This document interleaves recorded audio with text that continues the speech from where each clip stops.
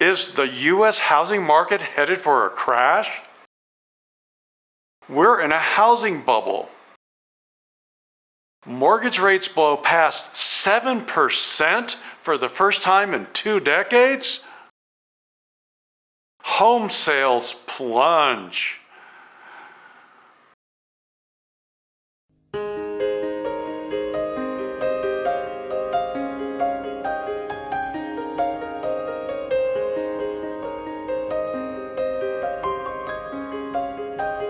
Like you, I have been seeing some pretty dramatic headlines, and these misleading headlines drive me nuts. They don't give an accurate picture for home sellers and buyers. They might be good for attention, views, ad revenue, but nothing more. Our last real estate housing market crash was in 2008, and the main factors to cause that crash are not in play these days. Back then, they had an oversupply of homes. Anybody breathing could get a home loan. Foreclosures were still pretty high back then. I know because I was looking at them in the years prior to that. Also, few people had equity in their homes. Well, it's different now.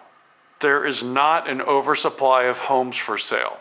In fact, we're still going through, a housing shortage. It's better than it's been for a couple years, but demand, frankly, is still a little high.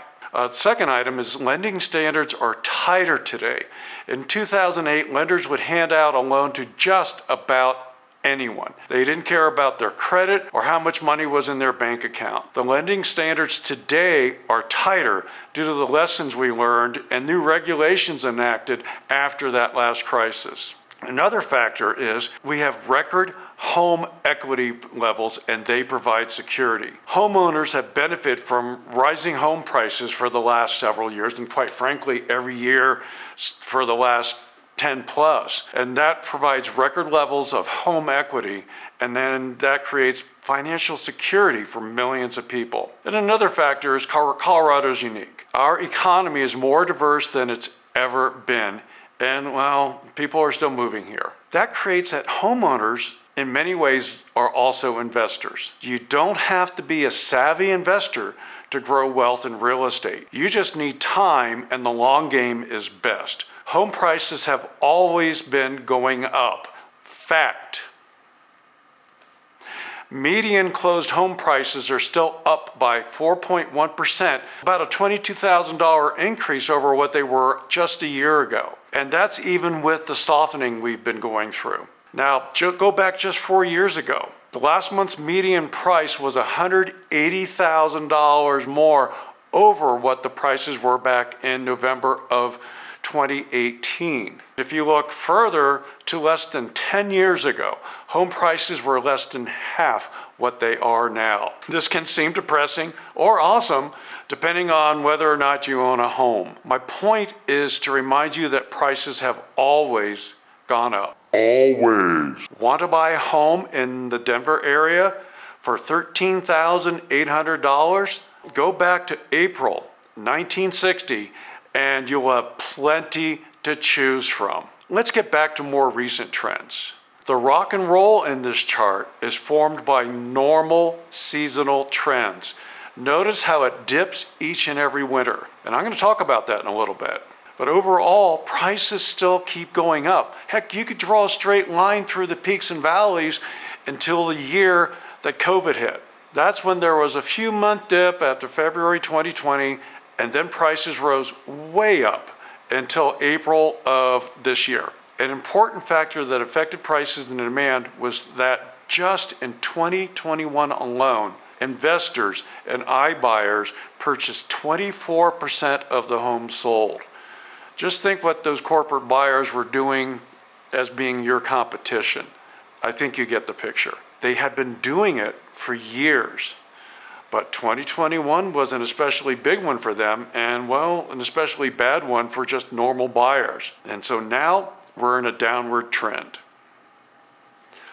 This downward trend that started in April coincided with rising mortgage rates that continued to climb until really just over a little week ago.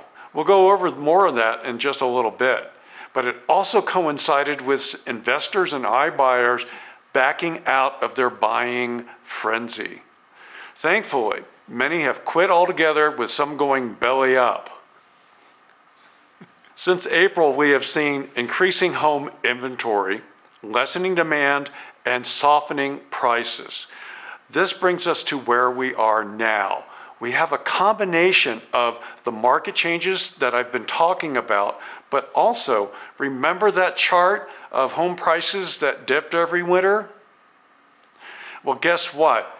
It's winter right now, and we are also in a normal seasonal dip. The important thing to consider in that chart is the dip occurred every December and started rising again every January. Those are for sold home prices, meaning that they were under contract sometime in December, probably mid to late, and the increase in closed homes in February, well, that's from homes that went under contract in January. And they keep going up through the spring into the early summer, year after year after year. And this occurred every year except when COVID struck. Let's get into interest rates. The fast rising interest rates caused many to pause their home buying plans. And I get it, man. Who wants to have a mortgage double what you could have gotten, just a year ago? Things are changing. So last week, the rates went back down to 5.875%. Better, but not a great rate when compared to our record low rates we've recently had. However, with low demand, sellers are paying for rate buydowns, and they're offered by many lenders. And most are like what we call the 3-2-1 rate buydown plan. And they reduce your rate by 3% the first year, giving you an interest rate of less than 3% for the first year when you buy a home. Then it's less than 4% the second year. And then during the third year, you're down to less than 5%. Well, finally, after 4 years, then you're back to that original 5.875% rate. Well, this has become popular, and lenders are seeing an increase in interested buyers because of this. So, yeah, we're starting to see a little more action on the lender side in the last few weeks. Sometime during that period when the rates drop low enough to reach a nice comfort level, that's when you can refinance. Will the rate buydowns last? Well, they will last if rates stay close to what they are now and demand stays low. But frankly, I don't think so.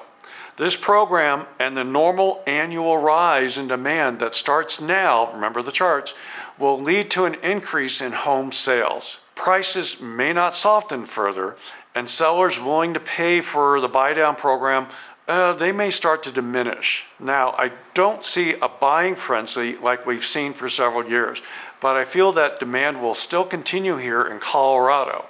Remember, we're Colorado and not the rest of the country. And yes, it was the worst housing market ever for first-time buyers. We're past that. But it's becoming a good time to buy a home. Really.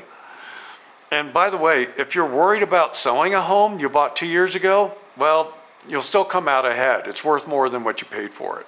And we're not seeing it going to drop a whole lot more. That's what I got, and thank you so much for watching. I hope you have a great holiday season, and do reach out with any questions.